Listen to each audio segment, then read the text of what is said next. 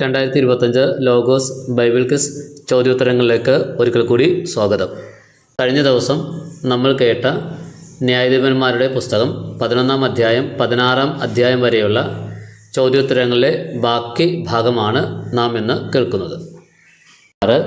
മനോവയും ഭാര്യയും നോക്കി നിൽക്കെ കർത്താവിൻ്റെ ദൂതൻ ബലിപീഠത്തിലെ എന്തിലൂടെയാണ് ഉയർന്നു പോയത്? ഉത്തരം അഗ്നിജ്വാലയിലൂടെ. 57. ബലിപീഠത്തിലെ അഗ്നിജ്വാലയിലൂടെ കർത്താവിൻ്റെ ദൂതൻ ഉയർന്നു പോയപ്പോൾ മനോവയും ഭാര്യയും ചെയ്തതെന്ത്? ഉത്തരം അവർ നിലത്ത് കമിഴ്ന്നു വീണു. 58.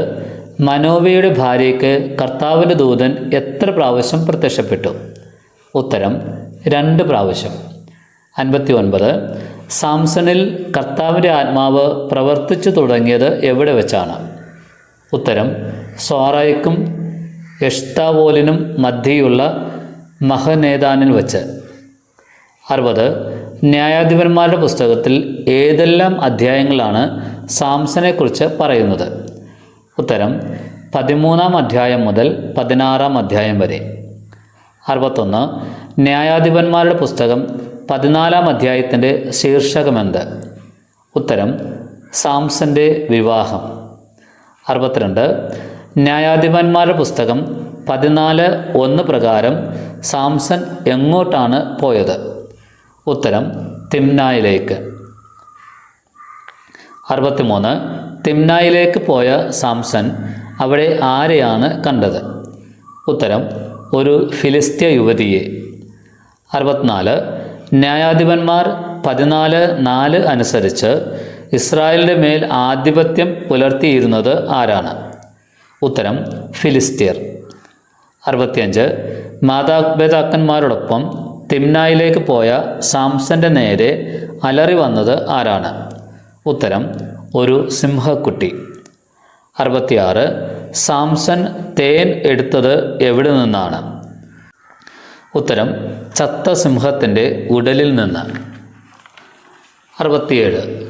ന്യായാധിപന്മാർ 14:10 പ്രകാരം യുവാക്കന്മാർ എന്ത് ചെയ്യുക പതിവായിരുന്നു എന്നാണ് പറയുന്നത്? ഉത്തരം ഒരു വിരുന്ന് നടത്തുക. 68. തിമ്നായിലുള്ളവർ സാംസനെ കണ്ടപ്പോൾ എത്ര പേരെയാണ് തോഴരായി നൽകിയത്? ഉത്തരം 30 പേരെ. 69. കടംകഥയ്ക്ക് ഉത്തരം 7 ദിവസത്തിനകം പറഞ്ഞാൽ എന്ത് നൽകാമെന്നാണ് സാംസൺ പറഞ്ഞത്? ഉത്തരം ഓരോ ചണവസ്ത്രവും വിശേഷ വസ്ത്രവും. 70. കടംകഥയ്ക്ക് ഉത്തരം പറയാൻ കഴിഞ്ഞില്ലെങ്കിൽ തിരിച്ച് എന്ത് നൽകണമെന്നാണ് സാംസൺ പറഞ്ഞത്? ഉത്തരം 30 ചണവസ്ത്രവും അത്രയും വിശേഷ വസ്ത്രവും. 71. സാംസൺ പറഞ്ഞ കടംകഥ എന്താണ്? ഉത്തരം ഭോക്താവിൽ നിന്ന് ഭോജനവും മല്ലിൽ നിന്ന് മാധുര്യവും പുറപ്പെട്ടു. 72. ഈ കടംകഥയുടെ പൊരുൾ എന്ത്? ഉത്തരം തേനിനേക്കാൾ മാധുര്യമുള്ളത് എന്ത്?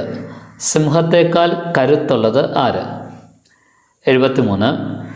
എത്രാമത്തെ ദിവസമാണ് കടംകഥയുടെ പൊരുൾ അവർ വന്ന് സാംസണോട് പറഞ്ഞത്? ഉത്തരം 7-ാം ദിവസം സൂര്യാസ്തമയത്തിന് മുൻപ്. 74. സാംസൺ അഷ്കലോണിൽ ചെന്ന് പട്ടണത്തിലെ 30 പേരെ കൊന്ന് കൊള്ളയടിച്ചത് എന്തിന്? ഉത്തരം കടംകഥയുടെ സാരം പറഞ്ഞവർക്ക് വിശേഷ വസ്ത്രങ്ങൾ കൊടുക്കാൻ. 75. പിതാവിൻ്റെ ഭവനത്തിലേക്ക് പോയ സാംസൺ എപ്പോഴാണ് ഭാര്യയെ സന്ദർശിക്കാൻ ചെന്നത്? ഉത്തരം ഗോതമ്പ് വിളവെടുപ്പ് കാലത്ത്. 76. ഭാര്യയെ സന്ദർശിക്കാൻ ചെന്ന സാംസന്റെ പക്കൽ എന്താണ് ഉണ്ടായത്? ഉത്തരം ഒരു ആട്ടിൻകുട്ടി. 77. സാംസൺ പോയി എത്ര കുറുനരികളെയാണ് പിടിച്ചത്? ഉത്തരം 300. 78.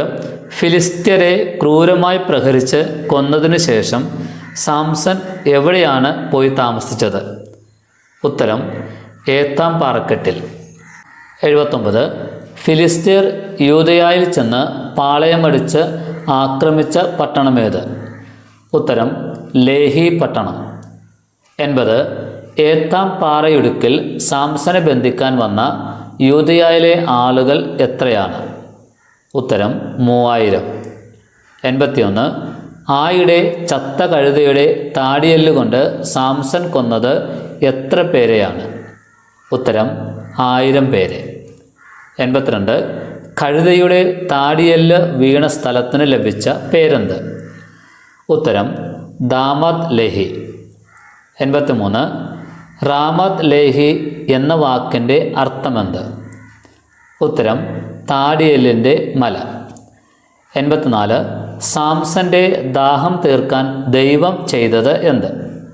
ഉത്തരം ദൈവം ലേഹിയിലുള്ള പൊള്ളയായ ഒരു സ്ഥലം തുറന്നു, അതിൽ നിന്നും ജലം പുറപ്പെട്ടു. 85. വെള്ളം കുടിച്ചപ്പോൾ സാംസന് എന്തുണ്ടായി? ഉത്തരം സാംസൺ ഊർജ്ജസ്വലനായി. 86.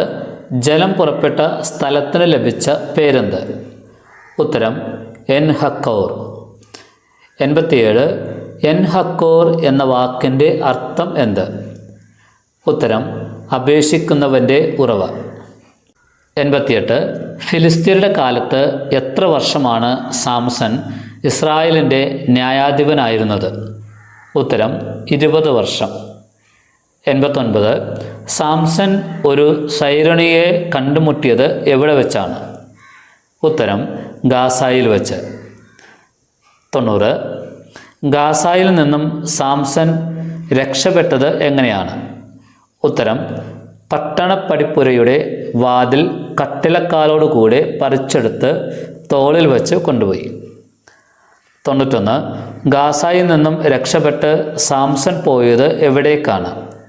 ഉത്തരം ഹെബ്രോൻ്റെ മുൻപിലുള്ള മലമുകളിലേക്ക്. 92. സോറേക്ക് താഴ്വരയിലുള്ള ഏതു സ്ത്രീയെയാണ് സാംസൺ സ്നേഹിച്ചത്?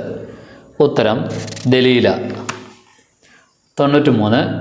സാംസനെ വശീകരിക്കണമെന്ന് ദലീലയോട് ആവശ്യപ്പെട്ടത് ആര്? ഉത്തരം ഫിലിസ്തീനരുടെ നേതാക്കന്മാർ. 94. സാംസനെ വശീകരിക്കാൻ ദലീലയ്ക്ക് ഫിലിസ്തീനരുടെ നേതാക്കന്മാർ വാഗ്ദാനം ചെയ്തത് എന്ത്? ഉത്തരം 1100 വെള്ളി നാണയം. 95. തൻ്റെ ശക്തി എങ്ങനെ കുറഞ്ഞു മനുഷ്യനെ പോലെയാകും എന്നാണ് സാംസൺ ആദ്യത്തെ പ്രാവശ്യം ദലീലയോട് പറഞ്ഞത്? ഉത്തരം ഉണങ്ങാത്ത പുതിയ 7 ഞാടുകൊണ്ട് ബന്ധിച്ചാൽ. 96.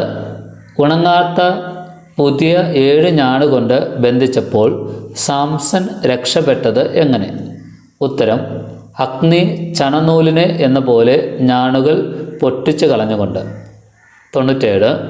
തൻ്റെ ശക്തി എങ്ങനെ കുറഞ്ഞു മനുഷ്യരെ പോലെയാകും എന്നാണ് സാംസൺ ദലീലയോട് 2ാം പ്രാവശ്യം പറഞ്ഞത്?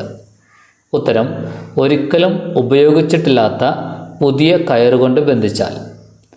98. 3ാമത്തെ പ്രാവശ്യം ദലീലയോട് എങ്ങനെ തൻ്റെ ശക്തി കുറയുമെന്നാണ് സാംസൺ പറഞ്ഞത്?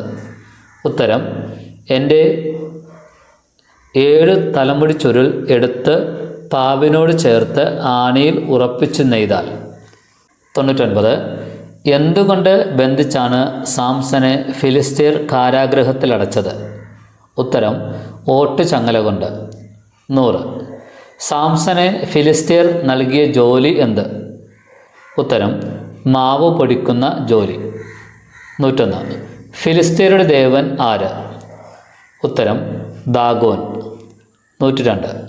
കണ്ണു കാണാത്തതിനാൽ സാംസന്റെ കൈക്ക് പിടിച്ചത് ആരാണ്? ഉത്തരം ഒരു ബാലൻ. 103. കെട്ടിടം നിറഞ്ഞിരുന്നത് ആരെക്കൊണ്ടാണെന്നാണ് ന്യായാധിപന്മാർ 16:27 പറയുന്നത്? ഉത്തരം പുരുഷന്മാരെയും സ്ത്രീകളെയും കൊണ്ട്. 104. കെട്ടിടത്തിൻ്റെ മേൽത്തട്ടിൽ അഭ്യാസം കണ്ടുകൊണ്ടിരുന്നത് ആരാണ്? ഉത്തരം ഏകദേശം 3000 സ്ത്രീ പുരുഷന്മാർ. 105. മരണസമയത്ത് സാംസൺ കൊന്നവർ എത്രയായിരുന്നു? ഉത്തരം ജീവിച്ചിരിക്കുമ്പോൾ കൊന്നവരേക്കാൾ അധികമായിരുന്നു. 106.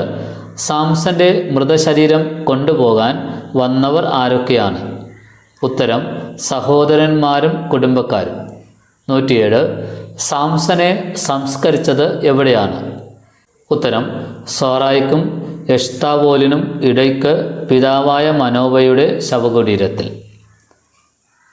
പ്രിയപ്പെട്ടവരെ, എല്ലാവരും നന്നായി പഠിക്കുക.